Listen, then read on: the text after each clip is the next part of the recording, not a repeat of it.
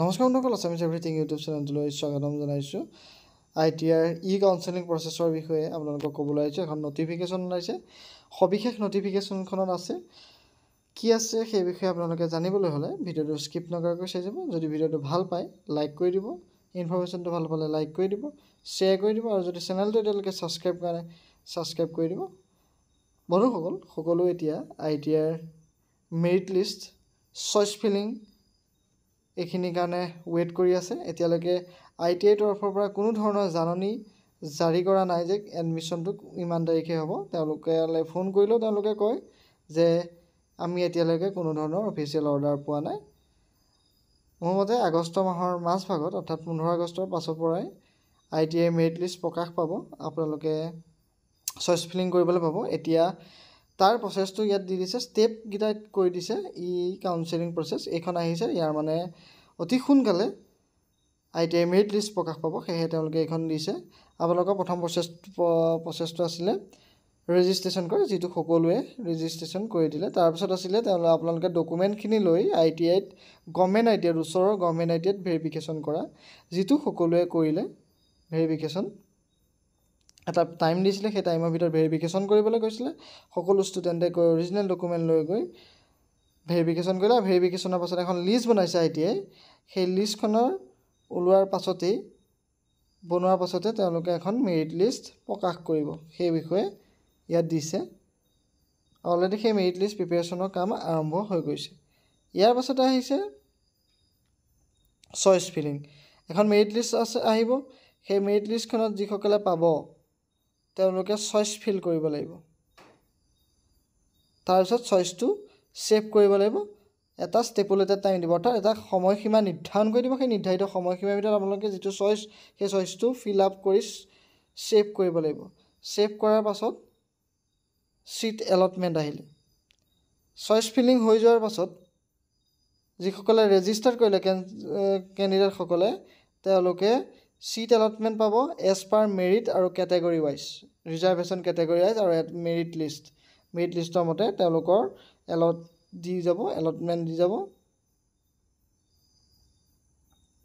আৰু যেতিয়া এলটমেণ্ট দিব, সেই এলটমেণ্ট যিটো ছিটৰ হিচাপত আপোনালোকে পাব, সেইটো পিয়'ৰলি প্ৰভিজনেল হৈ যাব। সেইটো আপোনালোক তেতিয়ালৈকে সম্পূৰ্ণ আপোনাৰ হৈ নাথাকে, এইটো প্ৰভিজনেল হিচাপে আপোনাক দি থ'ব, এইটো ছিট আপোনাক দিছোঁ বোলে। এনেদৰে এইটো প্ৰচেছ থাকে ITR। তাৰপাছত ইয়াত কৈছে যে ইফ ছিট এলটেড, যদি ছিট পায় মানে গভৰ্ণমেণ্ট ITRত পায়, তেতিয়া ওচৰৰ গভৰ্ণমেণ্ট ITRলৈ ওচৰৰ পৰা যিখন গভৰ্ণমেণ্ট ITRত পায় সেই গভৰ্ণমেণ্ট ITRলৈ আপোনালোকে যাব লাগিব আৰু তেওঁলোকক এডমিশ্যনটো একচেপ্ট কৰিবলৈ ক'ব লাগিব। যদি প্ৰাইভেট ITRত পায় তেতিয়া প্ৰভিজনেল এলটমেণ্ট লেটাৰখনো লৈ যাব লাগিব, লগত অৰিজিনেল সকলো ডকুমেণ্টছ সেই প্ৰাইভেট ITRখনলৈ যাব লাগিব। গৈ আপোনালোকে এডমিশ্যন ফিজ তাত দিব লাগিব, দি পেলাই আপোনালোকে এডমিশ্যনটো ৰেজিষ্টাৰ্ড কৰিব লাগিব। আৰু যদি কোনোবাই ছিট এলটমেণ্ট নাপায়, চইচ ফিলিঙৰ পাছতো ছিট এলটমেণ্ট নাপায়, তেতিয়াহ'লে তেওঁলোকে নেক্সট কাউন্সেলিঙত পাৰ্টিচিপেট কৰিবলৈ পাব। অৰ্থাৎ তেওঁলোকে সেইখন মেৰিট লিষ্টত নাম নাহিলে তেওঁলোকে নাপায়, নেক্সট মেৰিট লিষ্টত পাব। ফাৰ্ষ্ট মেৰিট লিষ্টত যদি নাম নাহে, ফাৰ্ষ্ট ছিট এলটমেণ্টত নাম নাহে, তেতিয়া নেক্সট এলটমেণ্টত পাব। আৰু যদি কোনো ষ্টুডেণ্টে ছিট এলটেড হোৱাৰ পাছত ছিটটো নলয় বা এডমিশ্যন নলয়, তেওঁলোকে গোটেই কাউন্সেলিং প্ৰক্ৰিয়াটোৰ পৰা ফৰফিটেড হৈ যাব। অৰ্থাৎ তেওঁলোকে গোটেই কাউন্সেলিংৰ পৰা বাহিৰ কৰি দিয়া হ'ব। তেওঁলোকে আৰু এডমিশ্যন বা ছেকেণ্ড কাউন্সেলিং, থাৰ্ড কাউন্সেলিঙত ছিট তেওঁলোকে নাপায়। এইটো হৈছে কথা। আৰু যদি কোনোবাই ছিটটো ফ্ৰিজ কৰি নাৰাখে, তেওঁলোকৰ ছিটটো অটো আপগ্ৰেড হৈ যাব। এলটেড ছিটটো যদি ফ্ৰিজ কৰি ৰাখিবলৈ ইচ্ছা নকৰে, তেতিয়া তেওঁলোকৰ ছিটটো অটো আপগ্ৰেডেশ্যন হৈ যাব। অটো আপগ্ৰেড হৈ যোৱাৰ লগে লগে সেই অটো আপগ্ৰেড হৈ যোৱা ছিটটো আপোনালোকে এডমিশ্যন ল'ব লাগিব। যদি অটো আপগ্ৰেড হোৱা এডমিশ্যন নলয়, তেতিয়াহ'লে আপোনালোকৰ যিটো ছিট আছে সেইটো কেঞ্চেল হৈ যাব। আৰু যদি কিছুমানে এডমিশ্যন লৈ থোৱাৰ পাছত আপগ্ৰেড কৰাৰ পাছত সেই আপগ্ৰেডেড ছিটটোত তেওঁলোকে এডমিশ্যন নলয়, তেতিয়াহ'লে তেওঁলোকৰ ছিটটো কেঞ্চেল হৈ যাব। আৰু কেঞ্চেল হৈ গ'লে তেওঁলোকৰ এডমিশ্যন ফিজটো ৰিফাণ্ড কৰিব। হোল এডমিশ্যন প্ৰচেছটো হৈ যোৱাৰ পাছত তেওঁলোকৰ ফিজটো ৰিফাণ্ড কৰা হ'ব।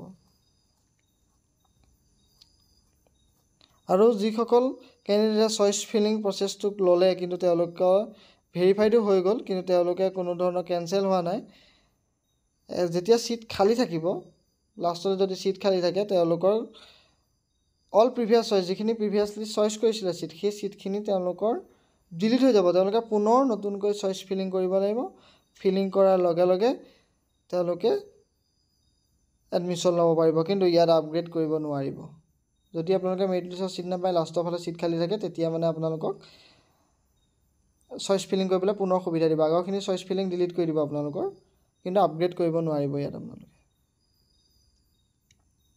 আৰু আপোনালোকে ডিটেইল ইনষ্ট্ৰাকশ্যন আপোনালোকক দিয়া থাকিব অনলাইন কাউন্সেলিঙৰ ৱেবছাইটৰ যোগেদি আপোনালোকক জনাই দিব আপোনালোকে ৱেবছাইটটো বাৰে বাৰে ফ'ল' কৰি থাকিব যি আহিব সকলো ৱেবছাইটতে আহিব ৱেবছাইটৰ যিটো request to check news and event বুলি যিটো নিউজ এণ্ড ইভেণ্ট বুলি যিটো অপশ্যন আছে তাত আপোনালোকে যাব গৈ আপোনালোকে বাৰে বাৰে চেক কৰি থাকিব তাত আপোনালোকৰ ন'টিছ আহিব কেতিয়া মেৰিট লিষ্ট আহিব কি কথা মই ডেছক্ৰিপশ্যনত লিংক দি দিছোঁ আপোনালোকে সেইখিনি দি দিব আৰু ছফ্টৱেৰ ইণ্টাৰফেচ লিংক যিখিনি আছে সেইখিনি ৱেব বেছ কাউন্সেলিং প্ৰক্ৰিয়াৰ যোগেদি হ'ব গতিকে মেৰিট লিষ্ট অতি সোনকালে আহিব এইখন নটিফিকেশ্যন আহিছে আপোনালোকক এতিয়া জনাই থৈছোঁ এইখিনি কাম আপোনালোকে যিখিনি ভুল কৰিব নোৱাৰিব এই সেইখিনি ভুল আপোনালোকে নকৰিব চইচ ফিলিঙৰ সময়ত আপগ্ৰেডেশ্যনৰ সময়ত নকৰিব কৈ থৈছোঁ আপোনালোকে জানি লওক সোনকালে মেৰিট লিষ্ট আহিব চাগে সেইকাৰণে এই নটিফিকেশ্যনখন ITI তৰফৰ পৰা প্ৰকাশ কৰিছে গতিকে ধন্যবাদ যদি ভিডিঅ'টো ভাল পালে লাইক কৰি দিব